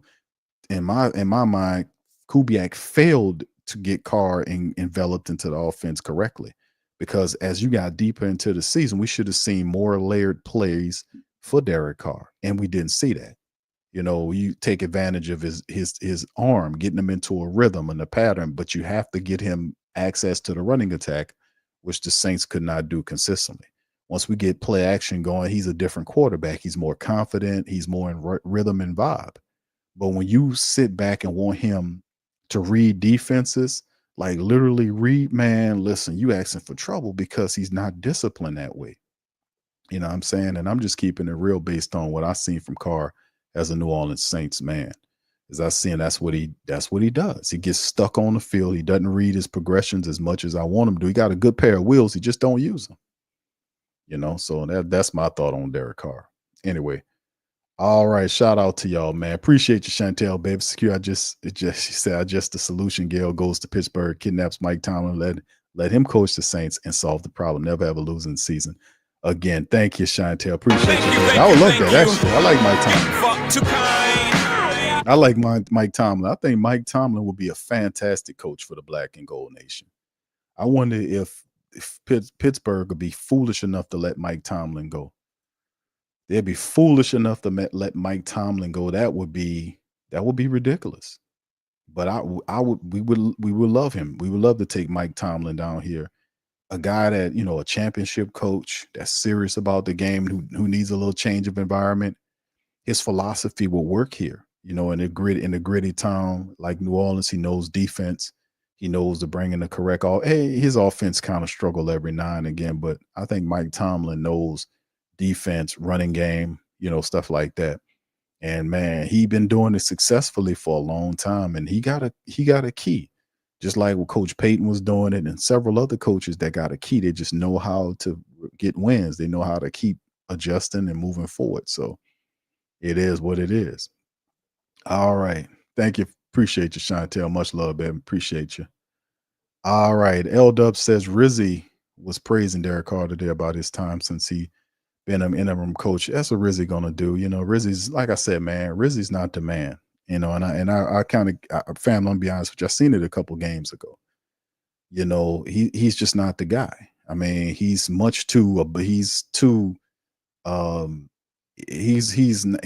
as, you see your coach get upset and mad at times, but he just too much going on there. You know what I'm saying? It's just too much going on there. And I just don't. My major hang up on Rizzy is I just think that he's not doing, he's not involved much in the offensive calling of the Saints. He's not involved there. Whatever they say that they're gonna do, he then reports it to you. Like he said, well, we gotta figure out what we gotta do right now. We gotta figure out what we gotta do with the Saints in the offensive room. And Derek Carr, we gotta wait on Derek Carr. We gotta wait on Carr. Like, dude, Carr's got a fractured off wrist, man. What you talking about? What are you talking about? He isn't even practicing like that where you can include him into a competent game. Plus, if you look at his winter record, he sucks in the cold. And you won't put Derek Carr with his fractured wrist and lack of practice into a game against the Green Bay Packers so they can kill him even much sore. Well, you got to understand, we just believe in Derek Carr. He's a winner. And Carr, we're going to ride with Carr. We're sitting in the car. And he's driving the car, so we're going to ride with Derek Carr. That's why we waiting for Derek Carr. No, bro, no. You're going to get the goddamn man killed, man. Get the goddamn man killed. Man, this dude, he is crazy, man. He is crazy. He is crazy, though. Y'all, he definitely he more than a couple of cans short of a 6-pack. This guy like 4 cans short of a 6-pack. He got 2 cans left. The guy's insane. I told y'all that several games ago. I said this guy's a madman, bro. How he be looking and veins popping out of his face and neck turn redder than the tamale. Fussing at punters and shit. Who fuss at a punter? Who gets angry enough to fuss at a punter, man? I mean, y'all tell me that. Who fusses at a punter but won't fuss at Caesar Salad and that offensive line, how they played in the first half of that game? Quiet as a church nun when it comes down to talking to that offensive line or offensive personnel at all. But will blow up a rookie punter on live television to the point where the team star had to pick up his shit. He threw his hat down and everything. And bitched at that man, and that shit didn't even count, man. That shit came back. That's the cold-blooded part about it. The play when he was dressing down the punter, that shit was called back. And I don't even think he realized it. The play was called back because of holding. And he still dressed down the punter, sitting up there like, damn, dude, damn, I made a mistake, okay? I'm been punting my ass off this shit. I make one mistake and you blow me up like this? And Elvin's like, man, look, Rizzy, put your damn headset on, man. Look at your face, man. You redder than the apple, man. Put your shit on and come on over here. And hold on now. You gotta put that goddamn buzz. You gotta do it, man. No, he's just too much going on with Rizzy, man. The passion is one thing, but it's controlled, man. We gotta have some kind of level of maturity and emotional control here. He literally ripped into that punter like he kicked his mama in the ass. I just don't understand how, I don't get that part of the game, man. But when I see him, I was like, nah, that's unbecoming, because you're not going to have the same energy for if you're not going to have that same get in their face energy with the entire team, you can blow the helpless punter up, but you won't go do that to the quarterback. You won't fuss and bitch at the wide receiver or the offensive lineman that's missing blocks. You don't have the same energy. Well, then knock it off then. Don't do it if you know what I'm saying? Don't do it. He's not the guy, fam. I seen him. I'm like, nah, you're not the guy. That Jake Hayner decision was bad. The slow movement to pull him out of there was bad. You can't do that with a compressed window, because whatever decisions you're making, you got to make the right decisions as much as you can, because you are trying to play for a postseason situation. You can't have these piddling, middling situations where you see this stuff happening, man. And I'm just keeping it real. It's just too much going on there. The guy just, it's just too much going on. Too much going on. I get the passion, brother. Brother Derek says, yeah, Rizzy is at least passionate, but we'll buy you a couple of games. Yeah, and I said this before, the honeymoon been over. Like, people been saying it, like they happy to get away from Coach Possum. We're happy for that. And he got some wins, but the honeymoon been over. The honeymoon been over. Now we understand that the Saints had a talented team, but correct decision making is the key to winning these games. And they're not making these decisions, which mean if you get an opportunity to interview a Mike Tomlin, if he becomes available, or based on what they do, or you get another credible coach with a grander resume, that's a younger coach that has more experience in, such a, you got to listen to that guy. You got to bring him in here and see what he got to say, and Rizzy kind of late in the game. I think he should just be a special teams coach, or maybe he can go down to college and coach. He'll love to bitch and complain at the college players. He can rip the college players. Because he ain't talking shit to them offensive people. I'll tell you straight off on that. Duke says went off on the rookie punter and you got to have the same energy. You can't rip that punter like that, not rip Cesar Sally Ruiz or Lucas Patrick or McCoy when they blowing blocks. When the head's not in the game. You don't go over there and tell them guys nothing. I'm just saying, man, if fussing is what you do, if you're a bitching and complaining, fussing ass coach who got passion, why is your passion only delegated to the helpless rookie punter? Why aren't we, let's pass all that passion out to everybody. Let them all get an equal and unforgiving dose of your 4-can passion. You see what I'm saying? This is what's supposed to happen if you're the coach of the team. If not, then, what we talking about? What's up, JT? Shout out to you, man. Yeah, we're going to see what's happening, man. Derek says, yeah, he's fussing at the punter. He don't want to go to the big boys. And I told y'all that when they start asking him, and I've been pinpointing this, when they ask Rizzy questions about the offense, he started backpedaling. And the guy that has him backpedaling is Mike Triplett. Mike Triplett always gets him with them QB questions. And Mike Triplett keeps firing one after the other. I showed y'all, I played stuff on him when he started asking about the offense. This whole thing about Derek Carr. We know Derek Carr is hurt, man. He's hurt. He's broken up. He got a fractured off wrist. He might have a cast on it. They'll do what they'll do, what the Saints always do. Shoot the man up with dope and say, he's good to go. He's ready to go. And then a guy hits him on that off arm, and then he's holding the off walk. It's just, the thing about it, if Carr forces his way back out there and gets hurt even more so to the point where he can't pass that physical, he about to cost himself some money. It's going to be very interesting. It's going to be interesting if he gets back out there, because my take on it, I shut Carr down for the rest of the season. If AK-41 is healthy enough to come back over the next 3 games, maybe not this game, but the next 2 games, I let him get his 1,000 yards. And then we do what we got to do moving forward with Spencer Rattler. That's what we do. To see what Spencer has. It's Spencer's team for the next 3 games. We shut Carr down. It's over with. It's done. And Derek Carr's not getting any practice. And why are we trying? Well, we got to wait to see what he going to do. We don't need to wait on that guy. He's hurt. Cut it out. You're trying to shake up Green Bay. Green Bay ain't falling for that shit. They got a brain over there. They got a brain. Nobody's falling for that. Chantel says that would be nice. 19 years of coaching. Never had. Yeah. Chantel, you hitting on it. I would love to have Mike Tomlin down here, man. I would. I'll be honest with you. I think he would be a winner, and he wouldn't let that BS happen either. Mike Tomlin, he got them eyes. His eyes big as moon rocks.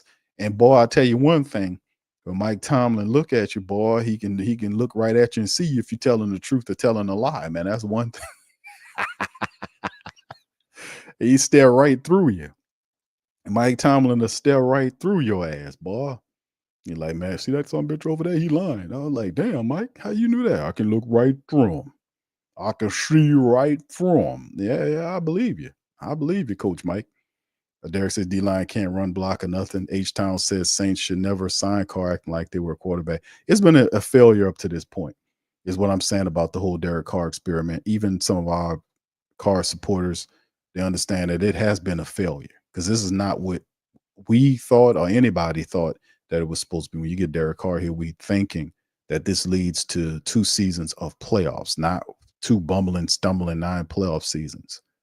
When you spend $150 million, you want something back for your money. Look what Atlanta did. They spent $180 million. The only difference is, right, the second year is not guaranteed. It's not the same with the Saints. Unfortunately, the money's tied to us, so we can't really buck and move like that. So it's pushing into the future. Atlanta, you can laugh at them with the 180 or whatever they gave to do, but then they wasn't crazy enough to lock them in beyond that. So that's Terry Fontenot. That's another Saint dude. All right. Derek says Rizzy is confused. He must realize he's waiting on the mid QB at best. I just feel like, bro, I like Rizzy as a special teams coach. As my head coach, I don't see that, man. I don't think he'll be able to make it through a full season how he acts. I mean, the guy is out of fussing and running and doing. I don't think he'll make it for a full season doing that. He out of control, jumping up and down, eyes red and everything, going crazy, man. I don't think that would be a good bet there. All right. So anyway, yeah, Mike Tomlin would be awesome, man. I don't know if the Steelers are going to I heard some rumors that they talking about him and them, but I don't think he goes nowhere. If you're the Steelers, you had 3 coaches in your entire, what was it? I think they had 3 coaches in their entire history. I want to say 3 coaches, right? 3 or 4 coaches in their entire history. So these are people that know what they're doing. And if any time you could pull a winner from those organizations and bring them down here and get back to winning, we had it at one time. But the thing is, it was one person. It wasn't something that was good. You had, well, actually 2 people. It was Sean Payton. It was Drew Brees. And they knew what to do. They knew how the league flowed. Drew knew what to do on the field, and Sean knew what to do in the play call, and they complemented each other. The only problem was the Saints didn't. They could have extended it by doing correct drafting, like bringing in a young quarterback. They could have kept the shit running. I promise you, if the Saints would have drafted Lamar Jackson as opposed to Marcus Davenport, because that's what happened. The Saints traded up to get to that position, and many people thought they were going to get Lamar Jackson, and they chose Marcus Davenport from out of the University of Texas at San Antonio. Had that been Lamar Jackson, Sean Payton would have went no effing where, and y'all know that. He wouldn't have went nowhere if Lamar Jackson was the backup for Drew Brees. And Lamar would have played soon because Drew started breaking down. He started missing games. So, yeah, he wouldn't have went nowhere if you have Lamar Jackson there. But these are the bad decisions that they made. So, whatever, Yeah, Tomlin, he says Tom just signed. So, okay, he just signed. Okay. Yeah, he says Joe Brady has the highest odds to land the head coaching job. I don't know about Joe Brady, bro. I don't know, bro. Something just says, man, it's just like, I don't know about him. It's not enough experience. He's been around the league since he left from here. He bounced around different stops, and he's good at that position. But I don't know if I want him as a head coach, man. We done had stumbling bumblers. We need somebody that know what they're doing. We don't need a guy that try to figure it out. We need somebody to come in who got a plan, that's an established person that been somewhere. You see what I'm saying? And they're going to have those guys out there. They're going to have them out there. I just don't want to, be stuck with somebody that had never done it before. And then you got these growing pains and all this stuff with an old team. It's not going to be, you need somebody that can hit the ground running, that know what they're doing, that don't take no shit from nobody and build the team the right way. They don't just excuse make. That's what we need. All right. Yeah. Derek says there's a clip offensively. Yeah. Mike Tomlin going on offensive lineman got his point across, I'm sure. Yeah. Mike Tomlin don't play. He don't be fussing and bitching all the time, but Mike Tomlin saves it for the right time. Yeah. I remember. Yeah. H-Town. I remember that. He said Miami Dolphins picked Nick Saban over Tomlin in 2005. Really? Did they? That's crazy. Yeah, well, anyway, we can say that in retrospect. But Nick Saban was hot as fish grease when he left LSU. He went to Miami. He was the general manager and head coach. He did it for 1 year. He went 8-8. He used to make the players cry. There was reports of him fussing and bitching at offensive linemen, make them cry. He finished 8-8, and then he said, "Nope, this ain't good for me." And he went to Alabama after that and won several championships. And he had regretted. I remember hearing interviews. He regretted leaving LSU. He really did. But he ended up, but at that time we had the Mad Hatter, I think it was, who we had replaced him. And I think we got a crown with the Mad Hatter. I think it was him, wasn't it? I don't know. It was a long time ago. But Nick Saban made a series of errors too, because he chose Dante Culpepper over Drew Brees. That's why Drew Brees ended up here, and he made a bunch of curious moves that didn't really make a lot of sense. Imagine if they had picked up Drew out there. Could you imagine what Miami would have been? I don't know. Giovanni's asking me about this. I don't know, bro. I know the characteristics of who, I want to be the coach. I just don't have a name to put to him. And there's some people out there, but I don't want to some new guy here, let me figure it out first. No. We need a guy that's established, that understands what it takes to win in a competitive league, who's a high morale guy, attention to detail guy, don't take no BS, you know, that type of dude. We need that type of cat, like a D'Amico Ryans type. That's the best thing I got. Like, we need a D'Amico Ryans type, like a guy that take command of the organization. The players, the coaches, the press love him because he's no nonsense. He's a guy. We need that type of guy, and to take over the team and do some stuff like that.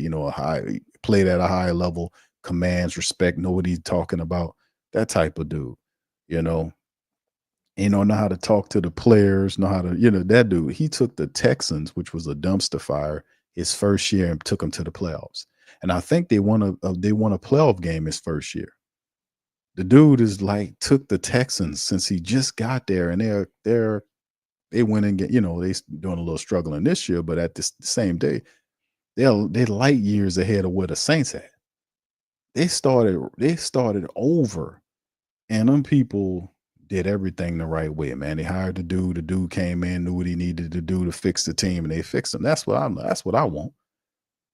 Somebody like that can take the organization and say, man, listen, here we go, bam, and then we move in that direction, like D'Amico did with the Texans. That's what I want, man. So we'll see, bro. We'll see how it go, man. We're gonna be doing plenty of shows on it too. All right, Gunnup says, Q, how much of an influence is Archie Manning with the Rattler experiment? I don't know, bro. That's a good question.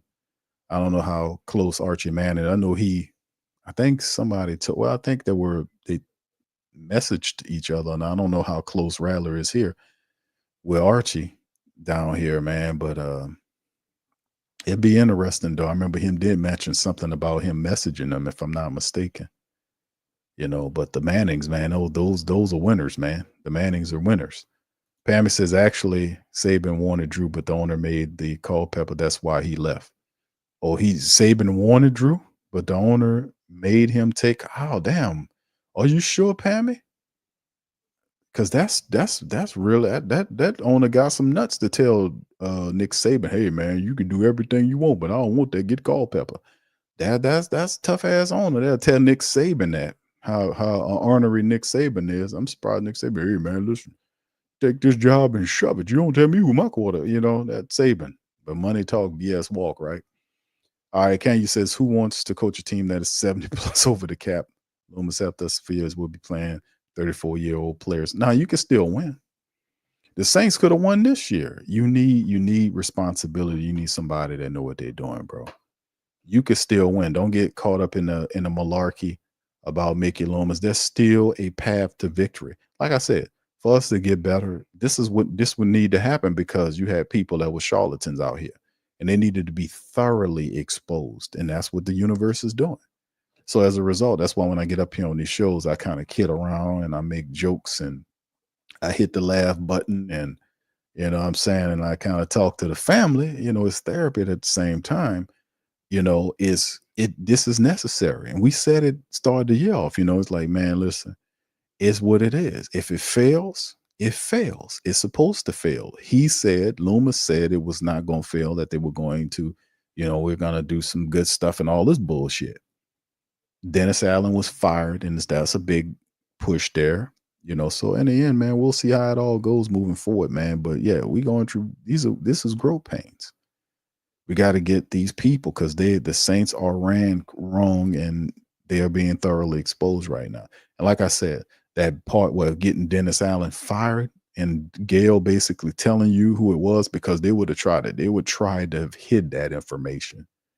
So I credit the reporters for coming out with that and telling you that, because the Saints would have tried to hide the fact, like Loomis did several times when, like with the Detroit game last year, when the Saints family members sold their tickets to the Detroit Lions supporters so they can come and sit in the dome, and you see all those Detroit people in there. And when the reporters asked Loomis about it, he says, well, people just needed their money. That's what it was, They just needed, they just needed their money, and that was his response to it. That's an outright lie. If I needed the money, I wouldn't be sitting there. If I was that cash strapped, then I would not be sitting my ass up at no Saints game. If I was that cash strapped, I'm smart enough to know that I'm not going to be down there paying you nothing if I need this money for something else, to feed the babies or to pay the mortgage or whatever the case may be. I wouldn't be giving it to your smell ass. If that's the case, that was an outright lie. He just pulled it out his ass somewhere. Oh, wow. They just needed the money. What? So they all needed the money at the same time and sold their stuff. See, they're just a liar. Just a lie. He just makes up stuff and he knows the truth, but he will not give it to you. So when they broke the story that the support base is the reason why Dennis Allen got fired, that he didn't want that to get out there, that you had that type of power because you flexed your muscle over him and he got 2 positions and he's probably outside of Lauscher, who's nothing, the most powerful person not named Gail Benson in that organization. But you, despite his 2 positions, you were able to fire that guy and put him in the street. See, your position mean nothing. And see, this is not a guy that will, that likes that easily. He won't back down off that easy. He's arrogant. Like he talks, we make all these things. Oh, you're not qualified. Why would I listen to him? I don't take advice from him. See, the easy thing to do, the lazy thing to do is, remember all that? Remember that? Who else but a cocky, arrogant, fake employee elitist would talk like that about people? Berate the reporters about, being lazy when they had the article that they wrote about what the players were complaining about, the parking areas in the small ass facility the Saints have over there. Oh, that's just ridiculous. Give me a break. But what about the other stuff that you read to get that little giblet out of? It was other things in that article. He didn't touch that. It's now give me a break about parking. And listen, like I told you, I've been down there many times. It is small in there. It is small. If you've been down there before in that facility, put 1 in the chat. If you've been in that building, put 1 in the chat. I've been down there. I've been all through there. It is small in there because you got the New Orleans Saints practicing. You got their cars. They got people that work up in that building. It's not just athletes. It's people that make graphics, make calls, all this type of stuff. There's a bunch of people down there. There's a bunch of people on there. A lot of them listen to the show, but it's a lot of people down there that work in there outside of the athletes and all this kind of stuff. And then right behind the building, there's the Pelicans. So you got the Saints and Pelicans going on at the same time. So the Pelican people park behind the Pelican building, and that's small back up in there too. And you got people driving around making deliveries and bringing shit all up in there. And they just got through fixing the cafeteria. That's as soon as you walk in, you go all the way to the back, the building back there to the right of the workout or the damn indoor practice facility is the cafeteria. They just put that on there and finished it up. So it's small up in there. It's very, there's cars in damn near in every parking spot. So they're not lying about the parking space. And that's how I knew he was full of shit. I was like, man, parking down there is a problem because when you get in there, it's tight. It's tight to go through the gate. It's tight to go through the goddamn gate, fam. It is. I'm just keeping it a buck. It's a small ass thing up in there for you to have too. Now, if you just have the football team down there, you might have some extra parking, but they got both the Saints and Pelican facilities in the same plot of land. Same plot of land. The players know, they'll tell you the truth. Like it is small up in there. So the reporter that wrote that, he tried to give me a break. They're talking about parking spaces. It's just a liar. Just makes up stuff. That's why I'm saying and I'll ask y'all, I'm about to get on out of here. But what leader of a team can't stand up to questioning about his plan? Tell me that. He lets Mike Hoss question him, and Mike Hoss, like I said, is paid for by the New Orleans Saints. So he works for Loomis. So he's asking. That's why he brown noses and softballs the questions, because it's a setup. It's a setup interview. How you ain't gonna get any real answers out of that guy. He's protecting Mickey Loomis more than he's doing anything. One time he told Mickey Loomis, "Hey, if this gets you in trouble, don't answer it." Then don't ask it. Then how you tell the guy how to respond if it gets you in trouble? Shit, well, what? It's a shit show. But that's what I'm saying. What owner, or what not owner, but what leader, and this is supposed to be his vision. What leader can't stand up to questioning? You got to use a brown nose reporter played for about a team to ask questions, to answer questions rather, right? It's just it's over with, man. You can't be protected by that anymore. If you've been in the Saints facility, them reporters wasn't talking no shit. If you've been down there, it's small around there. They got a bunch of people around there, down there, people parking their cars. They got people that work there. It's very small and it's refined up in there. They know it and I know it. I know it. I've been all through that bullshit. Jack says they got 100+ people working for the Saints. They got a lot of people down there, fam, working in them buildings. And it is tight up in there. You ain't just it's a bunch of people down there doing the graphic work, making the calls for the tickets and all that shit. It's their departments are down there. It's a lot of stuff going on down there. And you can see people walking around all the way around there. And then the weird part is, fam, it's weird. It's a weird energy in there. It's like it's weird ass energy. It's a very weird energy, man. It's like, I don't know. I can't explain it.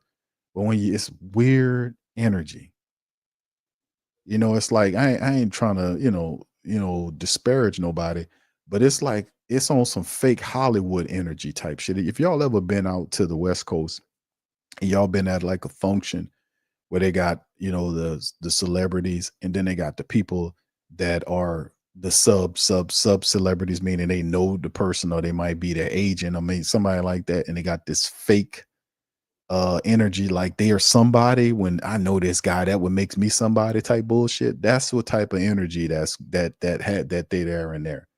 It's a weird energy. And that's like, man, this shit ain't for me, man. Let me get from around here, man.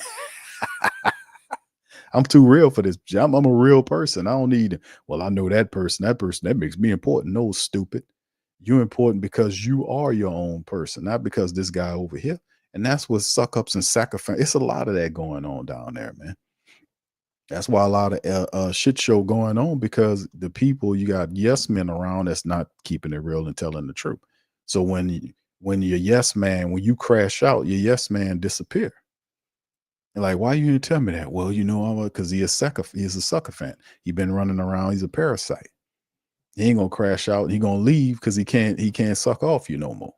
That's what happened. This what happened with a lot of these sycophants. But it's a weird energy down there that I don't like, man. Yeah, but anyway, yeah, y'all know what I'm saying. All right, so anyway, let me get on out of here, man. I was supposed to get out of here 30 damn minutes ago. Listen, I appreciate y'all for tuning in on the stream tonight, man. I hope y'all enjoyed yourselves, man. If you enjoyed yourself, man, feel free, please, to hit that like button, fam. Hit that goddamn like button. Also, please feel free to share the show on your social media feed, man. We'll be back on our Friday stream to do a preview of the Saints and Packers game. We'll be talking and dropping some stuff here, man. We'll be breaking down the matchup tomorrow. Y'all feel free to hit the like button. If you're not a subscriber, hit the sub button. Hit the share button and share the show on your social media feed, groups, whatever. I don't care. We up in this thing. We talking real deal spill on the Who Dat Nation, baby. That's what we do. And also, man, y'all check out our fantastic sponsors. Their links in the description section below. And also, by the way, fam, we got all kind of sales going on at our pro shops, fam. I have not been promoting the pro shops. Somebody told me that the other day, said, Q, why you ain't, such and such. The pro shops are going on. Family got deals at the pro shops. The links are in the description section below. If you want to help out with merch or anything else, those links in the description section. There are deals going on with our sponsors. Mint Mobile has a 50% deal going on right now. Y'all might want to check that out on your cell phone service. Check out the what's the other one there? Oh yeah, Teach Henley got 20 to 40% off on their products right now. So it's a good time if you got some spare money. You ain't spend it all on Christmas to kind of do something. And for the ladies out there, if you know your man out there, his face look like sandpaper, get him some of that Teach Henley and tell them act right. You get what I'm saying? We got 20 to 40% off on the Teach Henley right there. He'll appreciate it, and you'll appreciate it. You know what I'm saying? And we got it. We keeping it a real deal, baby. So anyway, with that being said, I'm gonna chop out on that. Man, I appreciate y'all, man. Y'all keep y'all heads up. Much love. Who that to you? Yeah. Boogie like Benson, I'm a who that. I'm a who that. Long as I'm living, I'm a who that. Lose or winning, I'm a who that. Sports Coma, yeah, this is where we do that. Where we do that, where we do that, where we do that, where we do that, where we do that. Boogie like Benson, I'm a who that. I'm a who that. Sports Coma, this is where we do that. Where we do that. Welcome, welcome, welcome. Somebody please better help.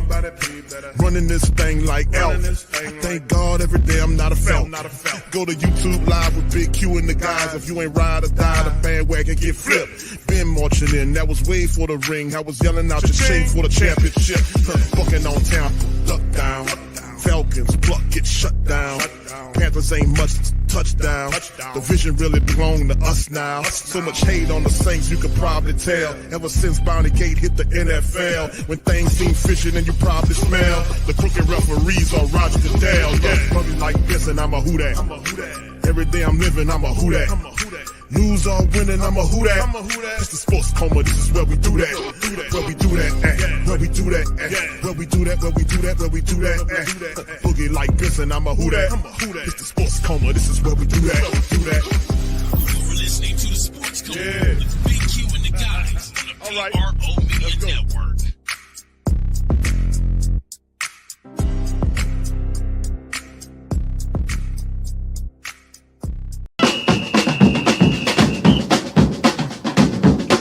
Say they gon' beat them, say, who that? Who that? Who that say they gon' beat them, say, who that? Who that? Who that say they gon' beat them, say, who that? Bet Online is the world's most trusted betting platform and your number one source for online betting. From the earliest odds to in-game live betting, Bet Online provides you with all the action and the ability to watch the games as they happen. With the largest selection of odds on everything from football, NBA, and college basketball, NHL to UFC and MMA. Head to Bet Online today to get in on all the action with America's most trusted site for online wagering. Bet Online, the game starts here.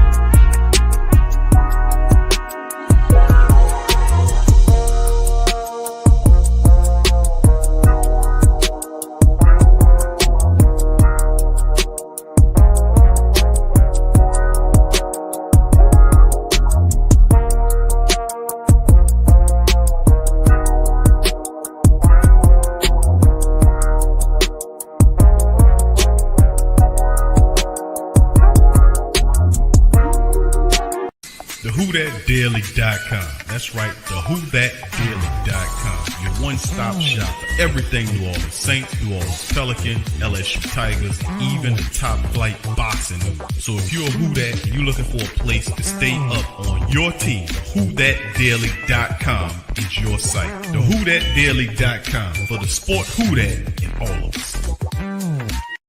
That's right, the Pro Shop is the platform store where you can go and buy all the latest merch to support the platform. Available at the Pro Shops, we have dozens of hundreds of products available for you and your family. Unisex tees for men and women, hoodies and sweatshirts, tank tops, kids and baby items, long sleeve tees, mugs, pillows, wall art, bath bedding, face masks, phone cases, stickers, bags, fanny packs, socks, hats, and many other items. Please feel free to check out the Pro Shops. The link is in the description section below. And remember, it helps the platform continue to grow. Check out the Pro Shop and Who That Too.